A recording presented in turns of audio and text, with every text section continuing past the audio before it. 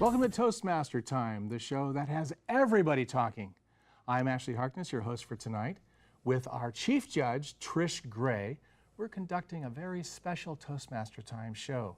It's about speech contests. Now, Trish, tell us, have our two contestants come, and are they ready and willing to speak tonight? Oh, I sure hope so, because I'm really looking forward to this. We have two winners of international speech contests. I think this is one that we can be inspired and learn from our two speakers. Fantastic. Thank you very much, Trish. I'll be talking to you about this a little bit more a little later. Right now, let's introduce our first speaker tonight, Kevin Glenn. Good evening, Kevin. How are you? Great, Ashley. Thanks for having me. Well, thank you for coming on Toastmaster Time. Tell us, how long have you been a Toastmaster? I first joined Toastmasters about 20 years ago, drifted away, and came back about 10 months ago. About 10 months ago. So your speech contest experience has been how long? Probably about 5 months. Tell us a little bit about the experience of preparing for a contest. It started out as a contest, and it turned into a life journey. A life journey? Tell us about that. That's an interesting comment. Well, it became a much deeper experience for me the more I learned about myself, and I dug deeper to convey my emotions in a speech. I see. So you had to really develop a whole lot of your skills. How was that for you? Was an experience? Being a recovering introvert, it was difficult. A recovering introvert. I've never heard that before. So tell us what that's about. Well, it's a challenge, but with Toastmasters, it's been a lot easier. A lot easier. Excellent. Well, now I'm going to ask you, are you ready to give your speech? I am. Excellent. So I'm going to give you a couple of minutes to get prepared, but during that time, I'm going to tell the audience at home a little bit more about the speech contests that Toastmasters puts on. Twice each year, Toastmasters around the world hold contests to give our Toastmasters an opportunity to practice their skills in a totally different venue. They get out in front of different groups, beginning with their home club and working up through the area and division up until finally there's the last contest in that district, and then off it is to the international conference. But let's talk a little bit more about what's going on with that contest. And for that, we have our chief judge tonight, Trish Gray. Trish, welcome to the Toastmaster Time. Thank you. Well, tell us a little bit about being a chief judge. The judges all have a standard ballot for the International Speech Contest. It's broken into different categories, and each category is worth a certain number of points. So the judges will, as they hear the speech, they'll grade that speaker based upon the different categories. For example, on the International Speech Contest ballot, the categories you're going to have are, under content, you have speech development, effectiveness, speech value. Under delivery, you have physical use of the stage, their voice, their manner, and under language, they have appropriateness and is it used correctly. Well, these topics, areas seem to cover the whole gambit of what the speaker is supposed to be presenting. So is there some way that they actually can evaluate them numerically? And as a matter of fact, that's exactly what they do. So for example, content is worth 50% of the total, delivery is 30% of the total, and language is 20% of the total. I can see that there's a lot to it, and the different weights are very important to it. Well, so obviously speech content is going to rank higher than, in other words, if you have a wonderful delivery but your content is weak, you're not going to do as well as someone who has great content but perhaps not as great a mastery over the stage. Something tells me we're not going to have any weak speeches right now. I don't think so. Okay, so I'm going to go ahead and introduce our speaker. Okay.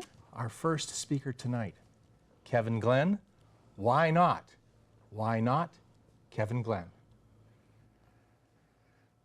Launch countdown. T-minus 5, 4, 3, 2, 1, 0.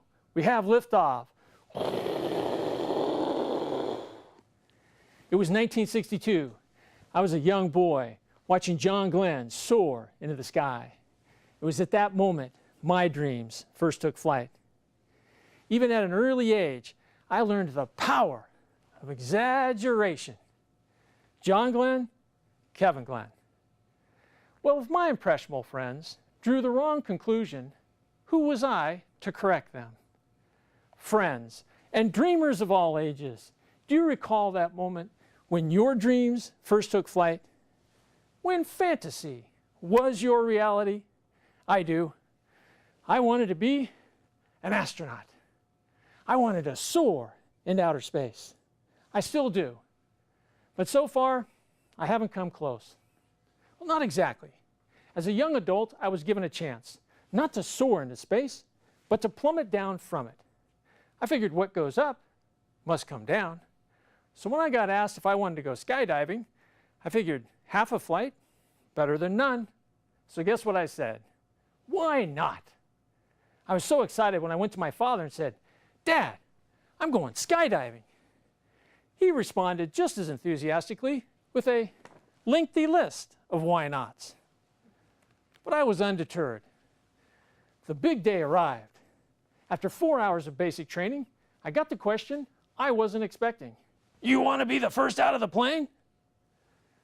I thought about it for a second, and guess what I said? That's right, why not? So then we suit up and head to the plane. Since I was going to be the first one out of the plane, I was the last one in, seated on the floor between the pilot and the door.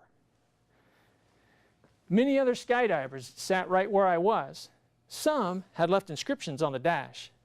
The one I will always remember is, "Does your mother know where you are?"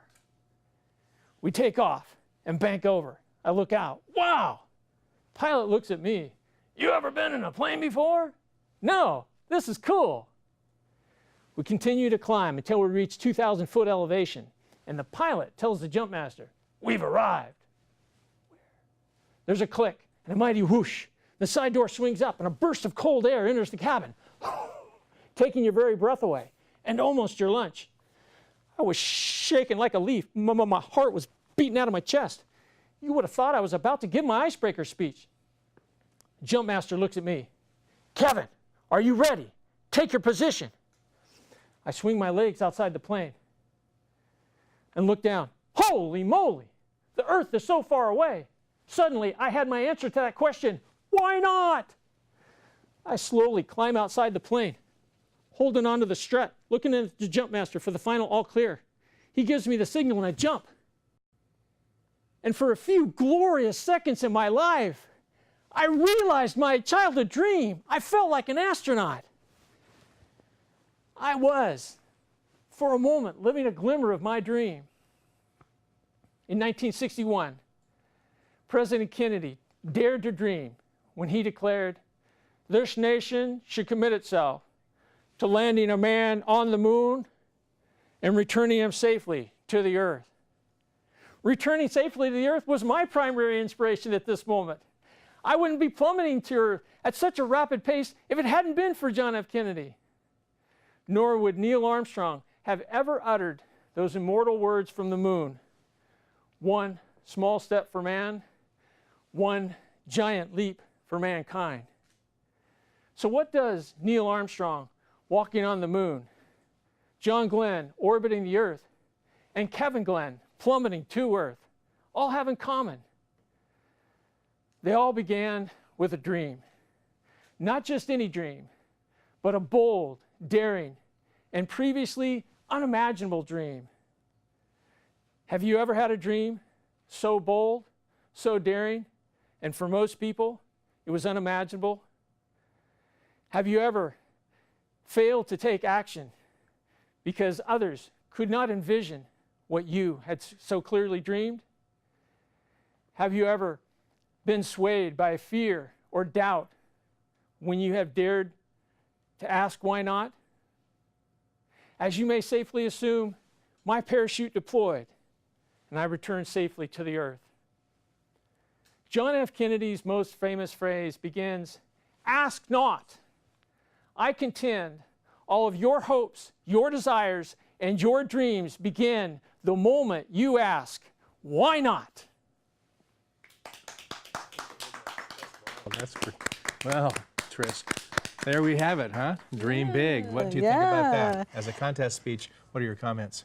You know, So remember, content is 50% of the total, and he had the content down. It was all about, you can't let others and their fears hold you back. You need to take what you want to do. It begins with a bold, a daring, and an unimaginable dream. Don't let others hold you back, and just ask, why not? So he had a message clearly to inspire the audience. Yes, and his speech title, Why Not, led directly into the whole theme of his speech. You know, he used it several times throughout the speech when he was, you know, looking down to earth, and he's in that plane. He's like, oh, now I know why not, because the earth is so far down. But he ended with the very ending, which is, why not? Just go for it. Excellent. And I thought that that was just a wonderful speech. Well, I appreciate your comments very much. And now it's time for us to move on. But first, before we move on, I'd like to ask you a simple question. If you were sitting in the audience in Kuala Lumpur, let's say, and you were marking this and you were looking around, how would you feel? Do you think that people would be resonating the same way with you? I do. I honestly do think so, because everyone has hopes and dreams, and they've all had, you know, his long list from his dad. Yes. Who hasn't gotten that list from someone? So I think this is a very universal theme that would do very well. I believe it really would. I especially like the idea of not sitting down and not taking risks, but in fact getting in an airplane and dropping out of a perfectly good airplane. I have to admit that is something I would probably find very, very difficult to do myself. Oh, I love the part when he said that he was reading, you know, some people had left comments. I'd be very curious what some of those comments were, but the one that struck him was, you know, does your mother know where you are? And it's like, oh, I could resonate with that. It's like, yeah, I wrote that down. I know where my mother knows where I am right now, and it wouldn't be on an airplane like that. My goodness gracious, what a deal. Yeah, I think if I were on an airplane doing a skydiving jump, I think I would tell her afterwards, Okay, excellent. not beforehand. Now it's time that we take a break. This is Toastmasters Time. We'll be right back. Name an effective political leader in history who couldn't speak well. Mr. Gorbachev, tear down this wall. There aren't any. Because when it comes to a disease, Freedom requires leadership, and leadership requires oratory. You have to speak to be heard. I have a dream. It's all about personal growth and guts. Never give in. Never, never, never.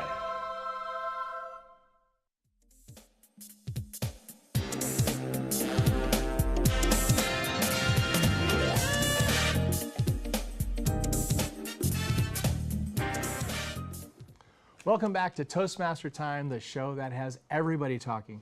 I'm here with our special guest speech contestant, James Jeffley. James, welcome to the show. It's my pleasure to be here. So James, you are our contest winner that's going to represent District 57 at the International Conference in Kuala Lumpur. So my question, first of all, is how long have you been in Toastmasters?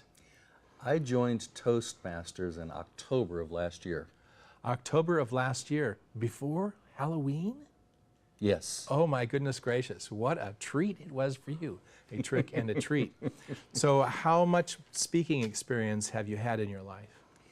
I started speaking in front of audiences when I was 5 years old. It was a Christmas play. I had a spoken part in The Little Drummer Boy, and it seems like I've been in front of audiences ever since. Fantastic. And now you have that drummer boy thing pretty much practiced, I imagine, right? Yes, yes. Excellent, excellent. Now the speech that you're giving here is an international speech, and tell us about your travels starting in the club and coming up to actually winning it in the district.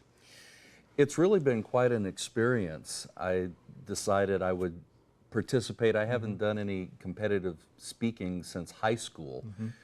But this opportunity came up, and I thought, well, I'll just enter and see what happens. And I won the club, and I'm like, okay, that was cool. And then I won the area, and I'm like, oh, this is really interesting. And then I met some really great competition at every level, but especially at the division level. Oh, wow, some really great speakers here.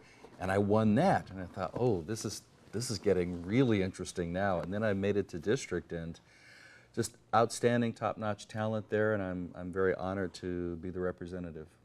Now, after you won at the district, I understand that many of the district contestants contact the previous international speech contest winners and use their advice and help. Has this been something you've been doing also? Yes. Tell us about it. I contacted several of the, first I went out to the internet and I looked at many of the past winners' speeches. And then I started talking to other Toastmasters around the area to get feedback about who to contact. And I've got some help coming from at least one of them, and I'm waiting to hear from another one. Yes. I'm sure that's going to be very helpful to you. So my next question is, are you ready to give your speech? I am. Okay, well listen, I'm going to give you a moment to get on your mark and get prepared. And during that time, I'm going to tell the audience at home a little bit more about this speech contest business and how it affects international. At the international conference every year, they have two sets of speeches, the regional speeches from the region, and we're in Region 1, and the speeches that go on then to the actual international convention, where on the last day of the convention they have the speech contest. 10 speeches. It's a fantastic event. There'll be 2, 3, maybe 4,000 people in the audience. It's an opportunity that's absolutely spectacular. But an opportunity we also have is our Chief Judge, Trish Gray, who is here with me to help us out with understanding a little bit more about the International Speech Contest. So, Trish. All right. Just a quick review. Remember, on the judges' ballot, you have 3 main categories.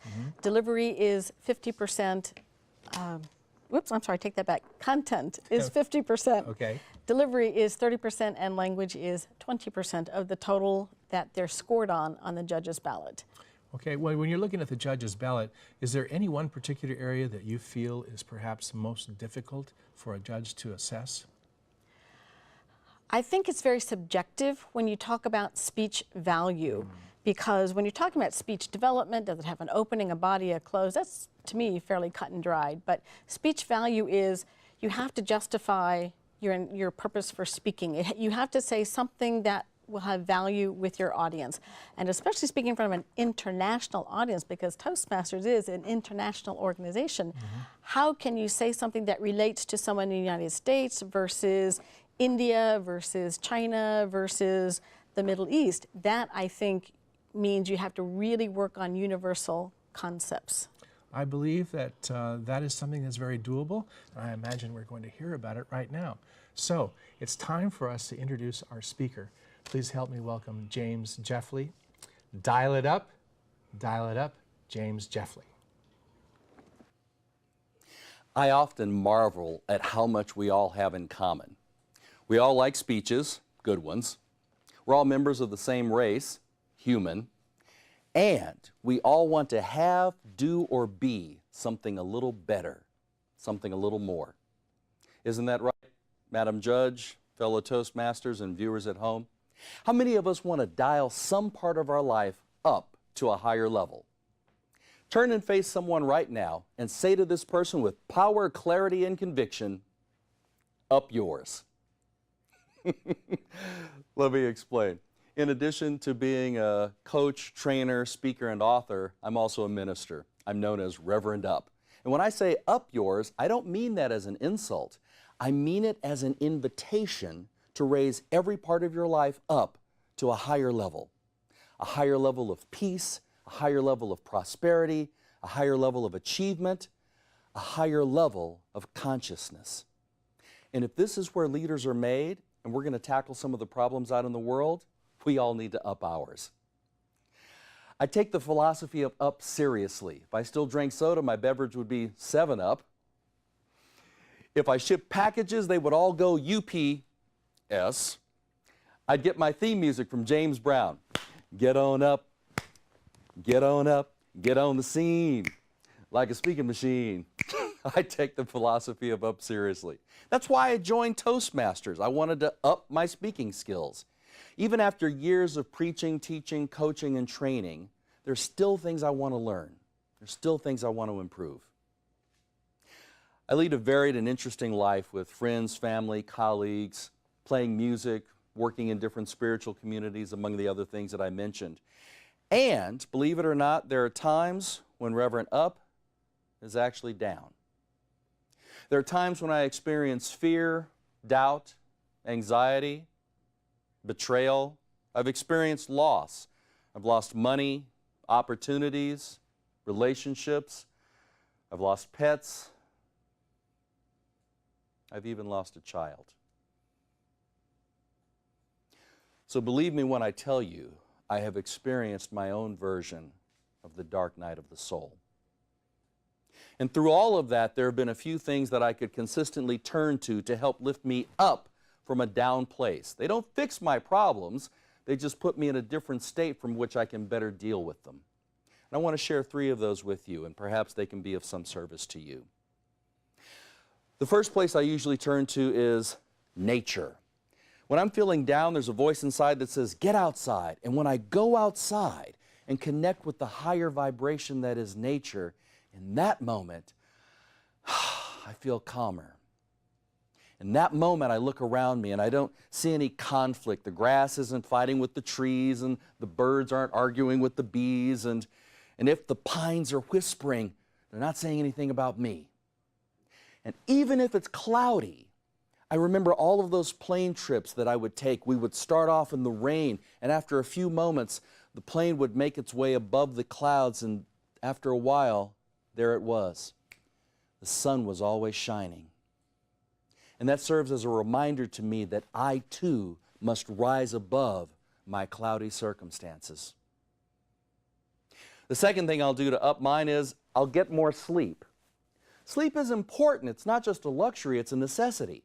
There was a Gallup poll at the end of last year that said 43% of Americans do not get the recommended 7 to 9 hours of sleep each night. I know what some of you are thinking. Wow, what I wouldn't do with 7 to 9 hours of sleep. Sleep helps the body regenerate and repair itself. There's a study at the University of Rochester Medical Center which has identified a mechanism in our brain that is responsible for clearing away all the toxins we accumulate while we're awake. Here's the catch. It only activates once we're asleep. Lack of sleep has been linked to increased stress, decreased mental functioning, and even weight gain. Note to self, catch some more Z's.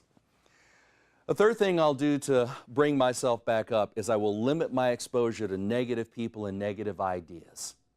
And one of the ways I do this is I'll go on a 24-hour news blackout. I won't listen to it, watch it, read about it, talk about it with friends, stumble across it on Facebook or Twitter, because let's be honest, for as long as we can remember watching the news, haven't we heard the same stories? Tonight's top stories: war, crime, death, poverty, destruction, madness, mayhem. Somebody done somebody wrong. Your team lost. I'm not saying don't be informed. I'm saying let's consciously decide to not be negatively programmed. Our brain is just a mental computer. We process input, we create output. If I don't like the output of my life, I have to examine the input. Garbage in, garbage out, as the saying goes.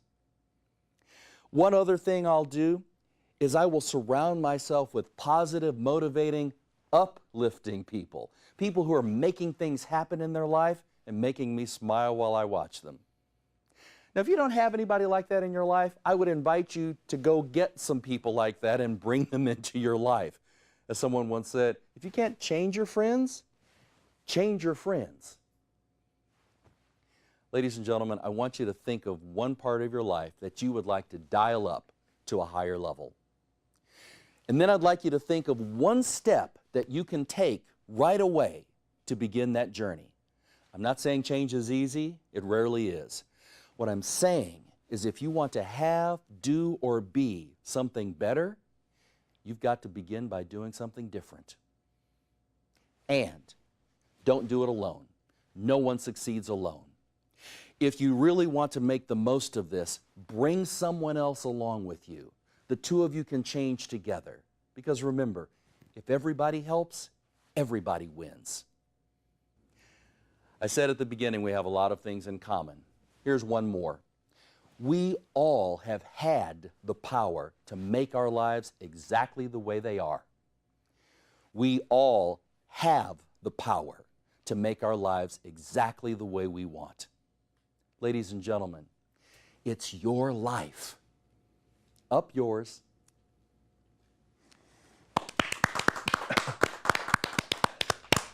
Oh, we have a very interesting challenge here. We have to step it up. We have to dial it up. What about that, Trish? You know, this speech was just filled with items that the judges really love, especially when it comes to speech content, because part of content is structure. He used the rule of threes so many times, and it's very, very effective when he talks about raise your level up, peace, prosperity, consciousness, his preaching, teaching, and coaching, and when he has and I love some of his turns of his phrase, like just, you know, the dark night of the soul, and if you can't change your friend, change your friend. Change your friend, change your friend. I like that. That's, yeah. And you know, so his 3 items that help him get past the darkness in his life is nature, more sleep, and avoid negative people. And, you know, like, for example, take a news and negativity blackout. And I got to tell you, from a speech content and a judge's ballot category, I think he do very, very well. What about the concept of getting more sleep? How does that apply to you? You know, I think we could all use a little bit more sleep. Yeah, I think we could relate to that one. We also need to wrap it up. So I want to thank everybody here, all of the guests who came to speak, James Jeffley and Kevin Glenn, Trish Gray, who is our chief judge, and I am Ashley Harkness. We're going to go into the thing. It's very simple. If you want more information about this, I encourage you to go to toastmastertime.com. That's toastmastertime.com. And go to our district website, d57tm.org. Now, from all of us at Toastmaster Time, we want to thank you all for being with us, and we hope to see you again for another edition when everyone is talking.